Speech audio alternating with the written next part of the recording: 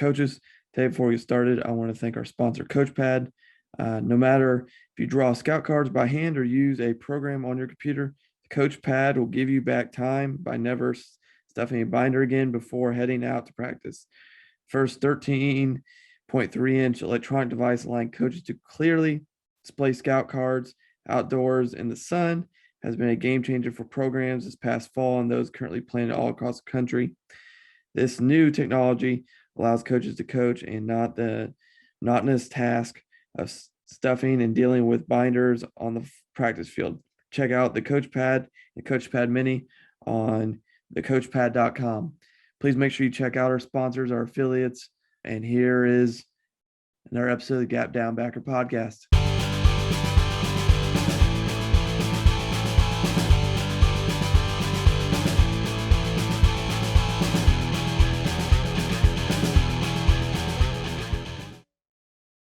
Welcome back to another episode of the Gap Down Backer podcast. This is a slightly part of my interesting week. Our guest today was the first quarterback I ever had the opportunity to coach 11 years ago, it's like 2 months from now, back when he was in 8th grade. He is currently the quarterbacks coach at Otterbein University, Coach Zies. Coach, how are you doing? I'm great. It's so great to see you, man. How are you? This is, like I said, this is through a week. I have you. I have my high school head coach. And like I said, I've followed you a little bit. We've scrimmaged each other once before, which was an odd moment that made me feel really old. And the sad thing is that was like 3 years ago. So it's like that's the worst part about it. You're 8 years into coaching and you're coaching against one of your former players. So time flies when you have fun, man. Yeah. I mean, like I said, and I stand by my statement, and whether you agree to it or not, you are still the best quarterback I've had in 11 years. So, I mean, you can. The bar is low then, quite low. Oh, no, you were good. And we've talked about your injury issues, but again, you were pretty dang good, especially you were probably ready to play high school, middle school, just your mental preparation. So, and I still have the letter you wrote me. It's hanging in my classroom. I have students ask about it all the time. Why is it all capitalized? So, but I mean, for people who don't know you, you are still a very young coach in our profession. How did you end up as a quarterback coach at Otterbein? Yeah, so right after high school, went to go play at University of Mount Union up in Alliance. D3 powerhouse, obviously. It was about a week into camp, and I had some pretty serious health issues arise. So it became pretty apparent my playing days were coming to an end. It was at that point kind of did some reevaluation. Really, I think I always kind of had the urge to coach or do something football related. I think that was always pretty apparent. I've been doing some private quarterback coaching for 6 years now. So I was just starting off doing that. Actually working with Matt D'Orazio, former Arena League quarterback, and he's an Otterbein alum. So he was able to set me up here at Otterbein. I helped out a year as just a student assistant, really just kind of learn the ropes, helped out with the quarterbacks for 1 year. From there, I went to St. Charles Prep High School over in Bexley. Learned so much football there. It was a great experience, being able to have a position group. Our head coach, both of our coordinators had extensive coaching resumes in college football, just the things you learn, through all sorts of different ways. And it was a great experience to have. So I was there for a few years. Had the opportunity to come back to Otterbein as a graduate assistant, working with the tight ends and the inside receivers, which was awesome. Just having experience something besides the quarterback play, which was really cool. And then this past summer I was promoted to our quarterbacks coach here, and just completed that this past fall. So we're getting geared up for next year already. Spring ball's coming around the corner. So exciting times. But yeah, like you said, young in the profession, but grinding it out and enjoying every moment of it.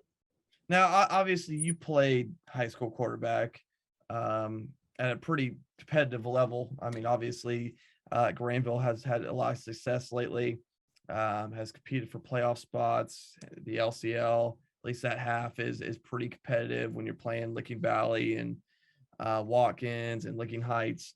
You're playing some pretty good quality teams there.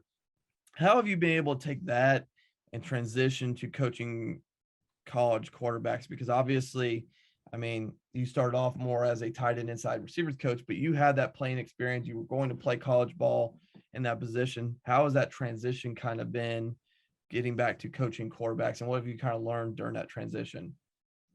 You know, one thing that I preach to our quarterback room very early is that at the end of the day, football is 11 on 11.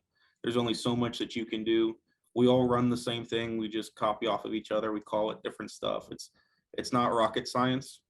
You know, when you can boil it down and you know, as coaches, it's our job. And I think oftentimes we forget this and we get caught up in it sometimes. It's our job to be able to simplify and communicate, you know, a complex idea to our guys, you know, who we really only have, you know, at our level, maybe, you know, an hour meeting before practice, and, you know, that these guys, you know, all day of school. And it's just, you know, so it's our job to really simplify it. So playing the quarterback position, even at just, you know, the high school level,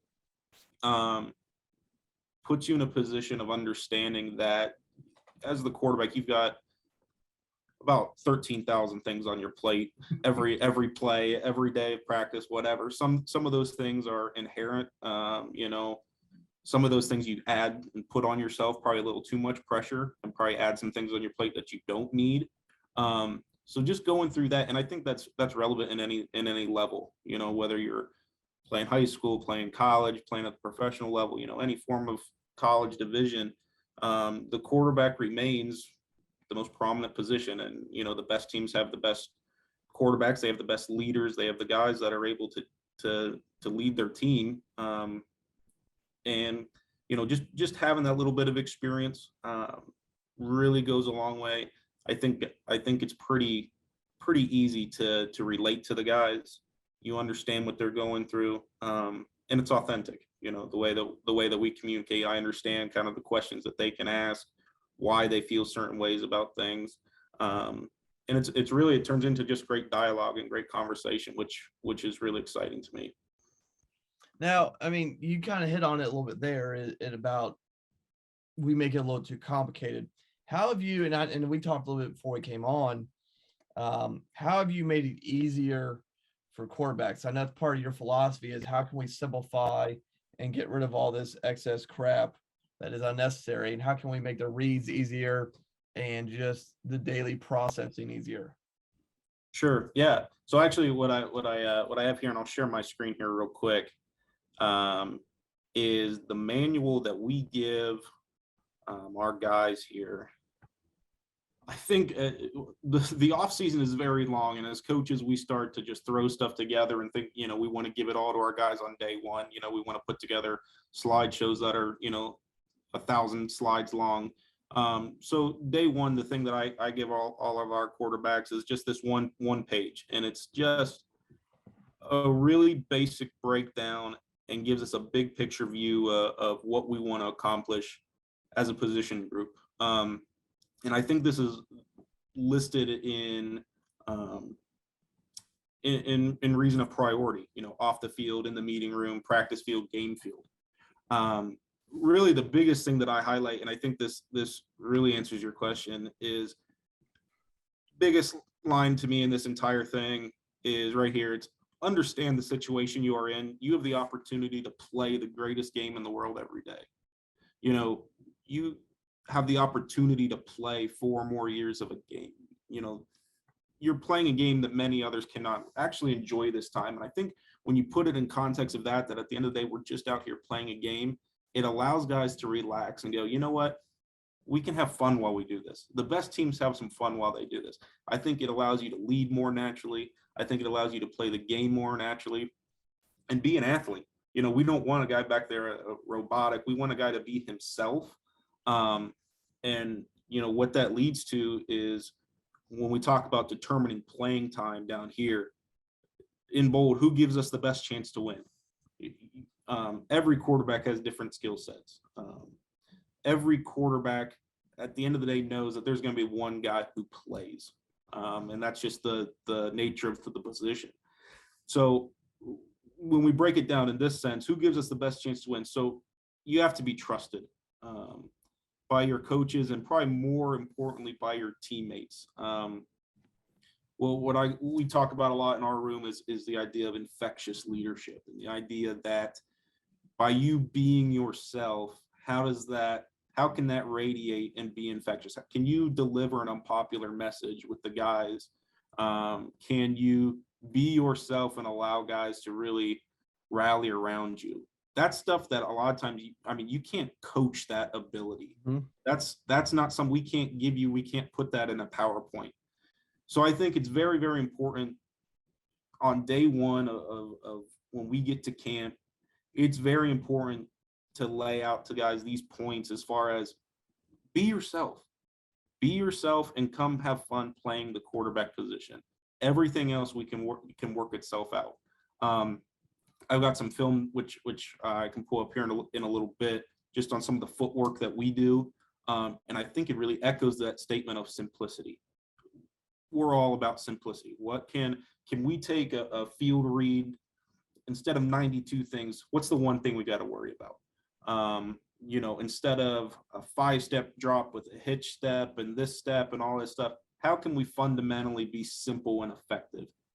Is essentially the overall basis of what we do. And that's a long-winded answer to your question, just about if you preach simplicity and if you can coach with simplicity, that's, just in this past year, something that saw huge dividends play for our quarterback play, quite frankly. Well, kind of talk about that, because how as you kind of get to that film part, how much was it simple? You talked about simplifying, but how much was it streamlining techniques and streamlining drills? I think one of the worst things football coaches do is have too many drills. Yes. And I think my other problem with it, and I've had this conversation with our staff this offseason, is why are we doing a drill? I had that conversation with my offensive coordinator last night when we were looking at stuff and talking about stuff. What is the purpose? Where does it show in our playbook or in our drill or on the game field? What purpose does it serve? Are we just doing something to do something? Are we doing something because we've always done it? Or are we doing something because it attaches purpose? Like everything I've put on Huddle lately for our staff, whether it be fronts, clinics, film, drill tape, it's all stuff that, okay, this is what we're looking at doing this, and how can we apply it? I've gotten some drill film off some people's, okay, I'm going to chop these 4 or 5 drills out because we're not running inside zone. Get this off my screen. Sure. Okay. But this drill applies to when we're trying to run, say, counter. Okay. So I can apply this technique here. This is something we're going to look at, or skip pull film. Okay. Stuff like that. So how have you been able to take those drills, those fundamentals, and cause it to simplify everything? So our individual sessions is very, very much fundamental base. And you're right, it has to correlate. At the end of the day, we can't control what the defense does. We can't control the weather. We can't control the officials. We can't control things outside of our element, but we can always control our fundamentals. That has to be something that we can always rely upon. So you're absolutely right. So what is the stuff that we do, and how can we be better at it fundamentally? So I've just put together a couple clips here of quick game is something that we do quite a bit. It's something that we consider to be a staple of our offense. And what we do is we rely as a quarterback group on what we call our skateboard footwork. Skateboard footwork is the idea that as a quarterback, in all of our plays, what we want to do is we always want to have our feet underneath us as if we're riding a skateboard. So when you ride a skateboard, you're not chopping your feet up and down. If you are, you're probably not going to go very far. What this allows us to do is it allows us to be very calm and under control in everything. So every day in our individual, we'll rep a skateboard drill, which is essentially It's pivoting off of our back foot. We can then throw in any direction depending on how we move our front foot and our front hip. So if you look here in this practice clip, you see our quarterback, really simple, silent, quick footwork, opens up. And the goal here is what we want to do is the teaching point and something that we work on extensively is keeping our back foot within the back shoulder of our body, of our frame. So just like you're riding a skateboard, you don't want your feet wide. You don't want your feet, too close together. Everything that we do when we look at film is kind of basing off this L shape right here.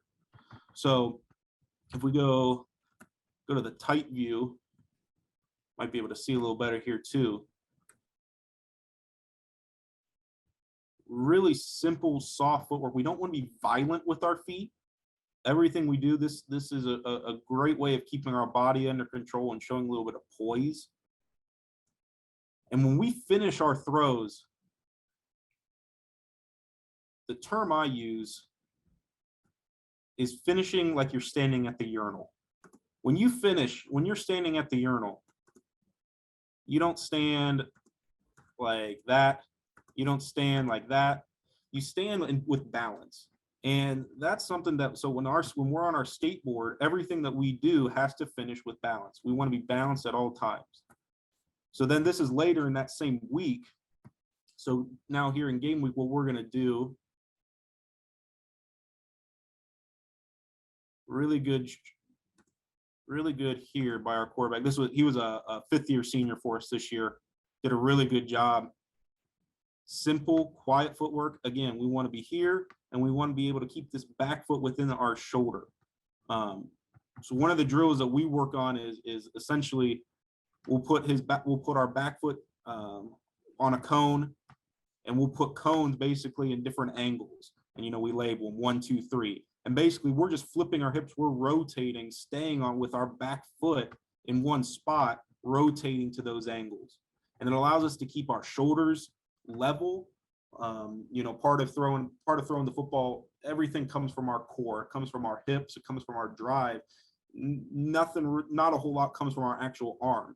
And this technique allows us to be able to have that balance in that form throughout. Same thing on the finish here. You see, we kind of peel off on our throw. So ideally, we want to end, like I said, like we're standing at the urinal. So that's a term that we use quite a bit. That's the same thing here. Here's a really good one. So going back to just talking about simplicity and how we kind of dissect things, rather than talking about reading defenders, when I teach, we talk about reading directions. So we know where our guys are going to be on the field. We know the route that we're supposed to be running. So in this look here, this is one of our quick game. Everyone in America runs this. It's just a slant here by our two guys. We're going to motion across, and he's going to run an arrow. When we talk about this, we read this, talk about inside out. So we have, concepts that we'll read outside in, high, low, however, but rather than saying this defender to this defender to this defender, we read it directionally. So our quarterback here, again, skateboard footwork, he's just going to rotate. He's going to look here inside first. If we're reading this inside out, basically, do I have this slant or not? And it comes down to, is he open or is he not? Right away, no, he's not open. He's taken. Now I'm going to read out to my outside slant arrow. Again, now all I have to do is rotate out. You see here, now we're a little wide in our base here. We're a little wide. That back foot's outside of our frame. So we want to be a little tighter here. But this is a good job of showing progression of us being able to get the ball out in that outside in look or inside out look.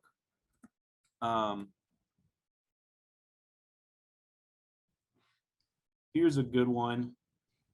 Stop me at any point if you have any questions. Again, simple. It's a simple game. It's 11 on 11. You got to be able to block. You got to be able to tackle. You got to be able to throw and catch the football. So this is one of our RPOs where we're just going to run inside zone here to the boundary, and we're gonna run a bubble out here. So we've got our bubbles, or he's head up, and we've got a bubble right here, and we're running inside zone to the boundary. This is as simple as just counting numbers. we've got 1, 2, 3, 4, 5 guys, really 6 right here, and 5 guys to block them. Out here, we've got 1, 2, 3 guys for 3 guys. If he's got him, he's got him. The guy who's running our bubble, his defender's about 15 yards off the ball. So we're going to take this. The read is over at this point, essentially. So our quarterback right away is going to catch it. You see how he flips his hips around, get the ball out. Ideally, we want to get this out here a little bit further, give him a chance to run with it. But this is a good job of just taking what the defense gives us. Again, we don't have to read this defender to that defender and understand if it's 47 blue, 27 coverage. It doesn't matter. Count your numbers, take what they give you, and be effective with it. So again, go back to our fundamentals and stuff that we rep and work on every day. Yeah, perfect. It's simple. It is, and so like I said, that was a 5th-year senior for us. This guy here was a sophomore, and obviously after the COVID year, really a freshman is essentially what he was. But same thing, we're going to go inside zone now here to the field, and we're going to get a hitch from number 2. So when we look at it from the tight, this is one we're going to read inside out. So in this look, we're going to be inside zone to the field. Our backside tackle is going to stay. He's going to lock on this end. So our quarterback knows that this is the only guy that's really hindering what we're going to do. So if we're reading this inside out and we have the run option with it, all we have to know is, does this guy stay where he's at? Does he drift back? Does he go here? Basically, does he stay flat, go backwards, or go forward? So in this look here, all we've got to do, he takes that one step forward, we're just going to replace him. Yep. And if you look at his footwork here, this is a really good job here. I think this is this quarterback for us, really sound mechanically, really simple footwork, does a good job with it. You see him be able to just rotate his hips quick, just like that. He's able to rotate them quick. Again, that idea, he's on a skateboard, and we just want to be able to finish with balance. But again, take what they give you. You're looking at one guy here. What does he do? He can't be right. Last one I'll show here. So this is a part of our drop back. So everything that we do, it's basically, is it a 3-step drop or is it quick game? 3-step drop for us, what we want to do is we want to get to the point of being in that skateboard form, get in our skateboard footwork. So all we're going to do is we're going to take our 3-step drop, 1, 2, 3, and end just like we were in our quick game on our skateboard. So all we're doing is, rather than our skateboard being up here, we're going to be back here. Same thing. We want that back foot within our back shoulder. We want balance. We want to be calm. We want to be quiet with our feet. Offensive line does a really good job here of giving us a pocket and being able to see this really well. 1, 2, 3. Very simple. We've got everything. We've got our body. We've got this is. I mean, we could easily put a skateboard right underneath him here and he's cruising.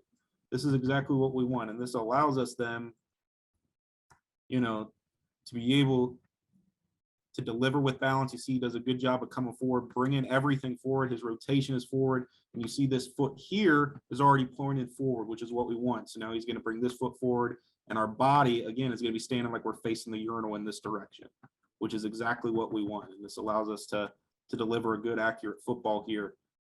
Even though it's a 3-step drop, again, so we can teach and we can work on in our indie drills this skateboard technique, because we know it applies to all 3 levels of what we do. We know it applies to our quick game, we know it applies to our RPOs, and it applies to our dropbacks. So, like you said, it's got to be relevant as to what we do. And to me, as a quarterback, you have to be fundamentally sound. We have to be able to, going back to, stop sharing here. Going back to that, talking through our quarterback manual, what do you do? Give us the best chance to win. We can't control the other elements, but we can always control our fundamentals. And, can you make the throws that we expect you to make when you need to make it, which is all it comes down to. And I think this allows, it kind of gives us a blanket understanding of our footwork, our technique. We don't have to worry about, okay, it's this protection, which means I got to have this footwork, which means I got to lead with this foot. Really takes a lot of that thinking out and really simplifies it down for our guys, which is the main objective here, to be able to play fast and play efficient. Now, I mean, I'm gonna head this direction, and because I'm also gonna go off some of my time in Granville here. Sure. Obviously, some of those are pre and post snap RPOs. I mean, I think obviously most, I'm not gonna say all teams run RPOs, but most do. Like I even know some colleges that don't, but that is what that is. How much of a I mean, I don't think, to me, RPOs aren't horribly hard to learn, but from a teaching perspective for quarterbacks, how easy or hard has that transition been? Because I don't know about your junior and senior year at Granville, but you guys really didn't run any, what I would classify as RPOs while I was there. And remembering your offensive coordinator the way I do, at least your early one, he was not a big RPO guy initially anyways. How was that transition for you? You know, it's interesting. Really, you know, as a quarterback, anyone who tells you they don't want to throw the ball 60 yards every play is lying to you, right? Quarterback's dream is to get into, you know, line up and see the play call as 4 verts, right? And you're just going to chuck it deep, right? That's every quarterback's dream. And anyone who tells you that's not true is lying. So what's actually very interesting, and when you're teaching the RPO, when you're coaching it on the field, is to be able to slow them down, and that's a big part of what we do, is just being able to slow everything down mentally so that we can play faster physically. Yeah. So as far as our RPOs go, again, it's limiting it down to counting numbers, you know, really taking this big picture of, all you're asking is it a better option for us to run the ball or throw the ball on this play? So that's where you kind of have to check your ego at the door a little bit for a quarterback, because every quarterback, like I said, we're Brett Favre. We can make every throw, just you know, give it to us and let us sling it. Where, okay, now if I take this big picture approach and it goes back to that determining factor, who gives us the best chance to win? So, you know, like you said, in high school, we did not run a lot of RPOs. We were very, it was drop back, it was quick game, and it was run game, which, you know, I loved it. You know, you could, you know, sling the ball 40 times a game, and, you know, you get your name in the paper and all the fun stuff, right? But at the college level, specifically stuff that, like you said, everyone does the same stuff. It's just a matter of we all call it something different. We all copy off of each other. Ideally, it's just a way, it's another weapon. And that's the way as a quarterback we have to view this as. This is just another weapon for us to get positive yards, for us to really do our job and be efficient. You know, something that we've dabbled in is little like dual calls, even in the pass game, you know, dual drop back calls. So there's still it's being able to have that level of thinking, and that level of, okay, I'm going to get my chances. I'm going to be able to take my shots.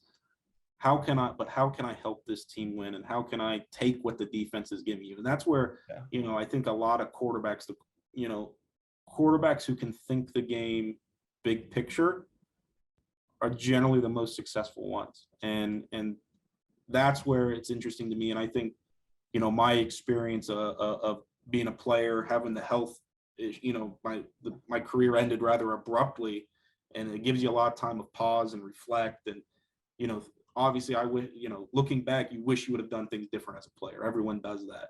And I think that's allowed me as a coach too, to kind of take a broader approach, kind of a big picture approach in the way that we discuss our RPOs, in the way that we teach our run game too. It's very, you know, it's very hard to tell, you know, to talk a quarterback through a run play, right? Because deep down, again, we want to throw the football. That's what we want to do. So again, big picture approach. How can we still be simple in what we do and give our team the best chance to win, is what it boils down to.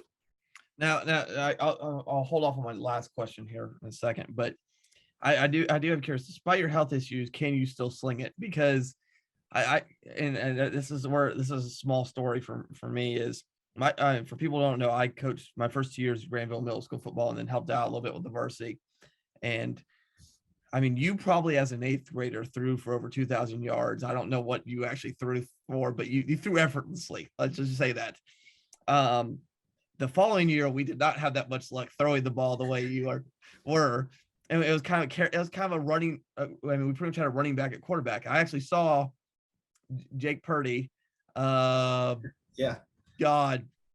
2 weeks ago at the state clinic. He was helping his dad did all the straight. I mean, you know, Jake, you're behind you, but it was a completely different type of quarterback. I mean, I had him, and I think one of the Pearson brothers, at quarterback that year. And Jake was obviously a running quarterback. That's who he's a running back playing quarterback. I mean, he could run.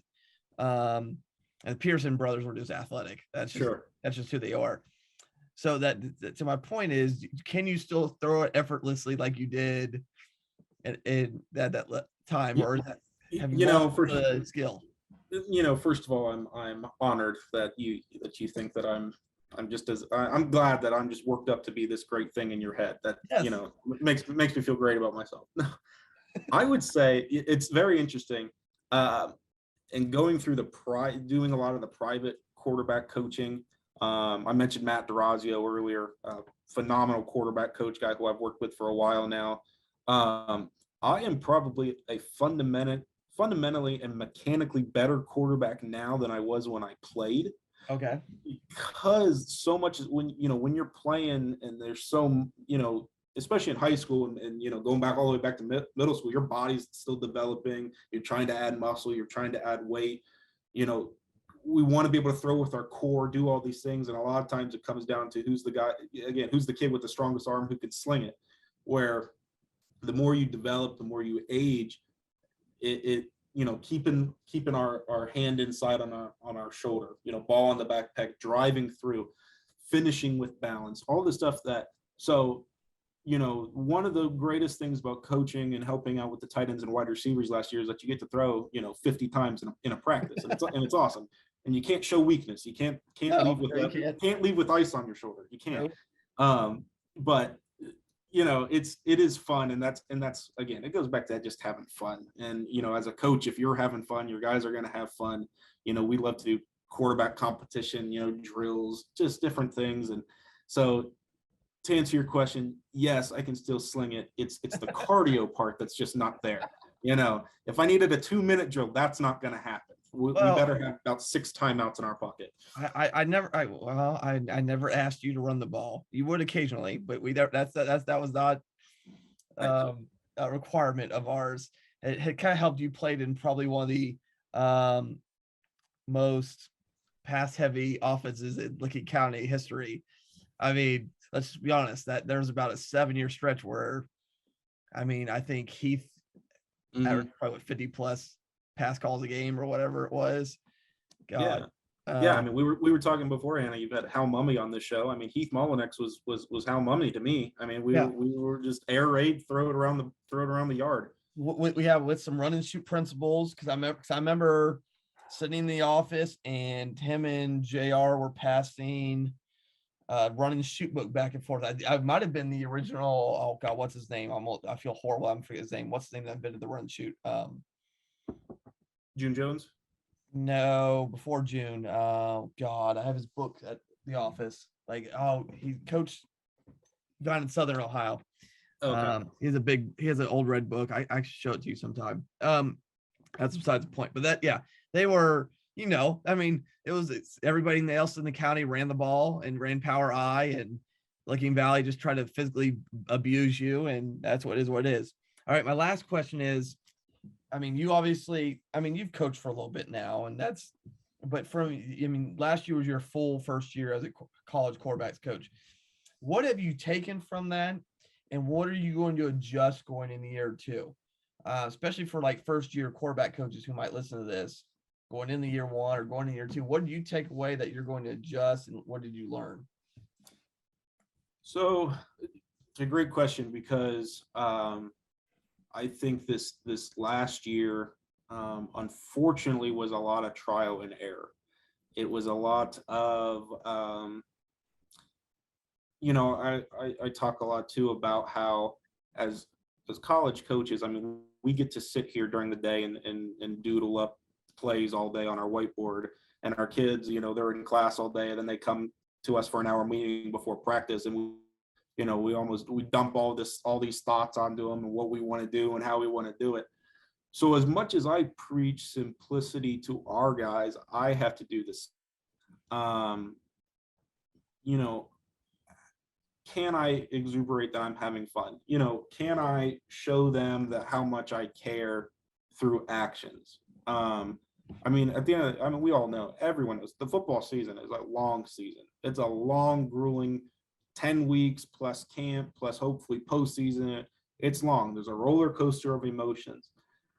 If you're asking your quarterbacks to stay level-headed, if you're asking your quarterbacks to have fun, if you're asking your quarterbacks to play simple, you have to coach that way too.